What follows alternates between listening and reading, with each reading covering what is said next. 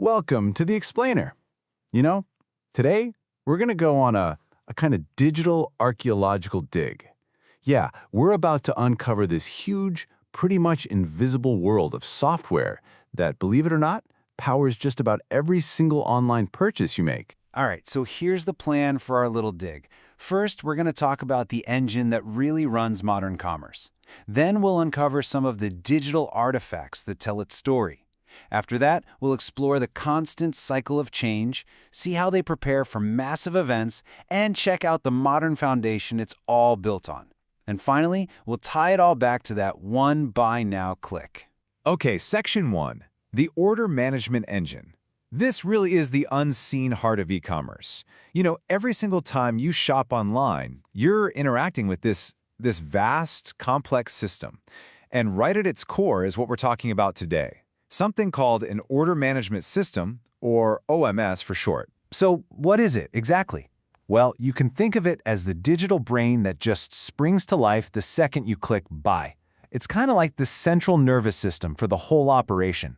You know, it's firing off signals to warehouses, to payment systems, to shipping companies, all to get that thing you just bought from a picture on a screen to a real package on your doorstep. And I mean, just think about the coordination involved here. It's insane. When you place an order, this one system, this OMS, has to check inventory across maybe dozens of warehouses, sometimes even physical stores.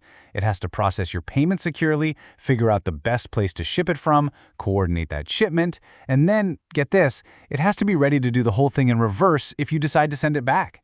It is the one single source of truth for absolutely everything. All right, next up, uncovering the digital artifacts. We're going to peek under the hood a little bit here. So we know these systems are massive, right? And they're totally critical for business. But what does it actually really take to keep one of these things running smoothly, day in and day out, on a global scale? So how do we even begin to answer that question? Well, you have to look for the evidence. And in the world of software, the evidence, the clues, they come in the form of these documents that, honestly, they look like they're written in a totally different language. And these are what we're calling our digital artifacts. And here we go, our first artifact. I know, at first glance, it's just this dense, super cryptic line of text. You see a defect ID, a case number, and then some technical jargon about a malformed input exception. I mean, what even is that? Well, it's basically a bug that happened when the system was trying to compress data. It might not look like a smoking gun, but this little snippet, this is a genuine piece of something called release notes. And these release notes, they are our primary evidence. You can think of them like the official logbook for the software's entire life. Every bug squashed, every feature added, it's all in there. They really do tell the hidden story of the constant, just unending effort that goes into keeping this whole digital world running. Okay, Section 3, the constant churn, new features and the endless hunt for bugs. Because when you start to piece all these little artifacts together, this really clear pattern starts to show up. And that pattern is just a relentless, almost dizzying pace of change. Yeah, we're not talking about a once-a-year update here. No way.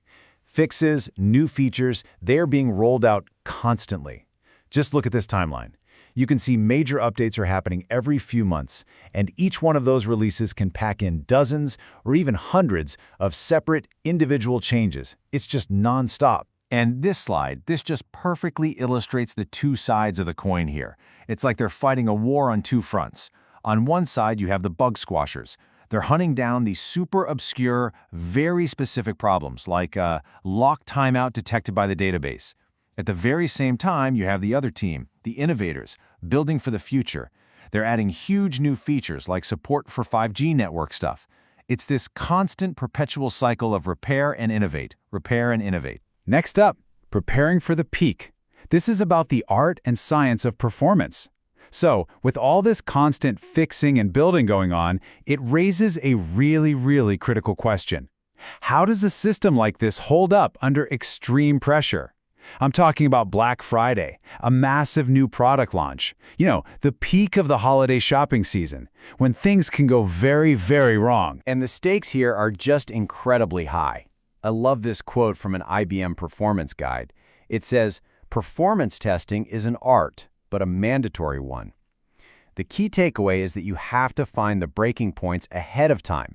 You have to vet out these issues in testing, because waiting for it to blow up when real customers are using it, well, that's just not an option. It's a business-critical failure. So to actually pull this off, to succeed during these peak times, it takes this meticulous, almost military-style approach. It's a journey. Step 1 is plan. Getting the business folks and the IT folks in the same room to agree on what the peak load is actually going to look like. Step 2, prepare. This is where you implement all the best practices and you test and you test and you test, trying to find those breaking points. And then step 3, execute. This means having your playbooks, your runbooks ready to go, so you know exactly what to do the second something goes wrong. Because what happens if you don't prepare? Well, according to IBM's own documents, the alternative is a chaotic war room. Just try to picture that for a second. This high-stress room, tedious triage happening, engineers desperately trying to tune on the fly while the whole world is trying to buy things on your site. I mean, that is the absolute nightmare scenario they work 24/7 to avoid. And check this out. Here, we can actually see the results of that tuning work. These tables, they're from a real performance test.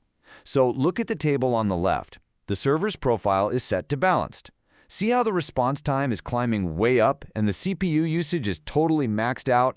The server is basically screaming for help. Now, look to the right. All they did was change one setting, the performance profile, to compute. And boom, that exact same server is now handling more than double the orders per hour, and its vital signs look great. That, my friends, is tuning in action. It's a game changer. So let's talk about the foundation. Section 5, the modern foundation, cloud, containers, and compliance. The big question is, how do you even build a system that can be this tough and this scalable to begin with? It all starts with having a modern foundation. Yeah, forget about the old idea of running this on a single giant server in some basement. That's not how it works anymore.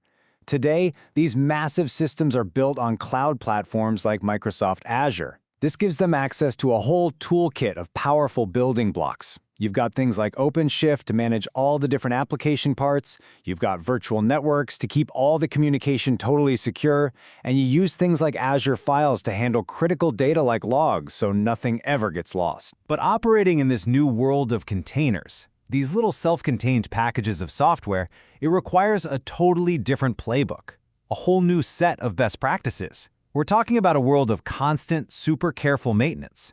You have to automate your deployments, you have to obsessively match your software versions, you absolutely must do daily backups of your critical data. It's so detailed that even the way you're supposed to file a support ticket is standardized, just to make sure problems get solved as fast as possible. And then, woven through absolutely everything we've talked about, every component, every single line of code, is this critical layer of security. It's called PCI DSS compliance. Basically, it's a massive set of security standards, a rulebook that is absolutely mandatory for any company that touches credit card information. It governs everything from firewalls and encryption to who can physically get near the servers. It's all about protecting your data. Okay, our final section, behind your buy now. After digging through all these digital artifacts, from those cryptic release notes to the intense performance reports, let's connect it all back. Let's bring it back to something we all do, probably without ever giving it a second thought. Yeah, that button, that simple, beautiful, inviting Buy Now button. It looks so easy, right? So effortless. It's just one little click. But now we know, don't we? As we've seen, behind that one single click is a whole world of constant maintenance, of intense performance tuning, of hardcore security compliance. It's this massive global infrastructure that has been designed from the ground up to never, ever fail. So the next time you click buy, maybe just for a second, think about that hidden world of complexity you're setting in motion. Because here's the main takeaway. The beautiful, effortless simplicity that we experience online, it's only possible because it's built on this staggering foundation of hidden complexity. It's maintained around the clock by teams of brilliant engineers who are solving problems that you and I will never ever even know existed. Thanks for digging into all this with me today on The Explainer.